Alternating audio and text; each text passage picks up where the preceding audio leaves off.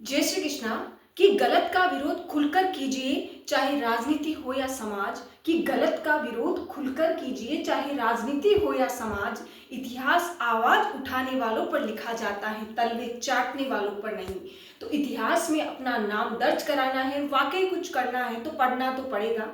तो आज हम इसी पॉइंट पे बात करते हैं कि पूर्व परीक्षाओं में पूछे गए जो प्रश्न हैं, जो रीट की परीक्षा हो, आरपीएससी सेकंड ग्रेड हो, फर्स्ट ग्रेड, तो ऐसे प्रश्नों पे हम बात करेंगे और उनसे संबंधित शब्दों पे हम बात करते। तो हम साइकोलॉजी के एक टॉपिक पर, एक क्वेश्चन पर बात करने जा रहे हैं।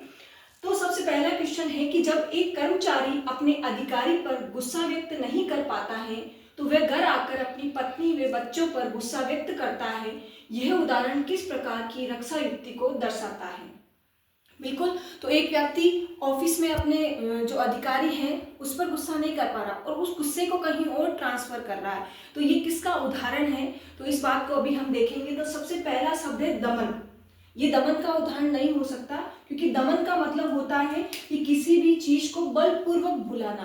किसी का दमन हम करते हैं तो बलपूर्वक करते हैं, तो बलपूर्वक हम किसी बात को भुला रहे हैं। जैसे कि कोई लड़का किसी लड़की से शादी करना चाहता है, लेकिन उसके पापा क्या है, बहुत बड़े नेता हैं, वो ऐसा नहीं कर सकता, उसे डर है इस बात का, तो वो उस बात को भूलने का प्रयास करता है, अपने दिमाग में उस बात को बिठाता है, बलपूर्वक उस बात को भूलता है, तो उसको कहते हैं हम दमन। सेकंड शब्द आता है समन। समन में से है और से ध्यान रखिए शांति। हम किसी भी बात को शांति पूर्वक भूलने का प्रयास करते हैं तो उसको कहते हैं समन। मान लीजिए कि हमें रॉयल एनफील्ड खरीदनी है और हमारे पास पैसा नहीं, तो हम ये सोचते हैं कि कोई बात नहीं, जब हमारे पास पैसा आएगा तब हम इसको खरीदेंगे। तो शांतिपूर्वक उस बात को भूलने का प्रयास किया है हमने, तो ये समन के अंतर्गत आता है। फिर आता है तादात्म्यकरण।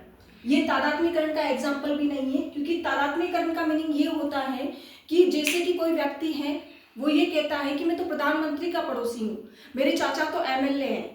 तो इस तरह से जो कोई व्यक्ति बड़े व्यक्ति के साथ अपने संबंध स्थापित करके बताने का प्रयास करता है, किसी बड़ी व्यक्ति के साथ फोटो खिंचा के ये दर्शाने का प्रयास करता है कि मैं भी बड़ा व्यक्ति हूँ, तो इस बात को तादात्म्यकरण कहते हैं। और सबसे लास्ट में आता है विस्थापन। बिल्कुल इसका आंसर विस्थापन होगा, क्योंकि उस व्यक्ति ने एडजस्ट किया है किस बात को, कि मैं अपने जो ऑफिसर हैं, अपने जो अधिकारी हैं, उन पर गुस्सा नहीं निकाल सकता, लेकिन अपने गुस्से को कहीं और ट्रांसफर करूंगा। तो जब वो ट्रांसफर करता है किसी चीज को, गुस्से को या किसी बात को, तो उस बात को हम विस्थापन कहते हैं, क्योंकि विस्थापन का मतलब होता है विस्थापित करना।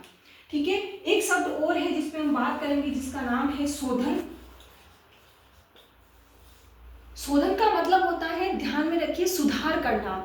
जैसे कि तुलसीदास जी जो थे अपनी पत्नी रत्नावली से बहुत ज़्यादा प्रेम करते थे, तो उन्होंने जो सांसारिक प्रेम था उसको भगवान की भक्ति, भगवत प्रेम की तरफ मोड़ा, तो इस बात को कहते हैं शोधन। जैसे कि कोई व्यक्ति है या कोई बच्चा है, उसको बहुत ज़्यादा गुस्सा आता है और वो उस गुस्से को अगर सही जगह ट्रांसफर करता है, वो आर्मी में चला जाता है, पुलिस डिपार्टमेंट में चला जाता है, तो उसने अपने विचारों का, अपने गुस्से का शोधन किया है। तो इस बात को आप ध्यान रखिए। नेक्स्ट शब्द आता है प्रक्षेपण। तो प्रक्षेपण में ध्यान रखिए कि एक बच्चा बार बार ये कहता है कि मेरे टीचर को कुछ नहीं आता, लेकिन वो बच्चा खुद ही पढ़ना नहीं चाहता। तो जो नाच न जाने आंगन टेढ़ा वाली कहावत है, वो इस पे सटीक बैठती है कि हमारे अंदर कमी होती है, लेकिन उस कमी को हम दूसरे पर आरोपित करने की कोशिश करते हैं। तो धन्यवाद।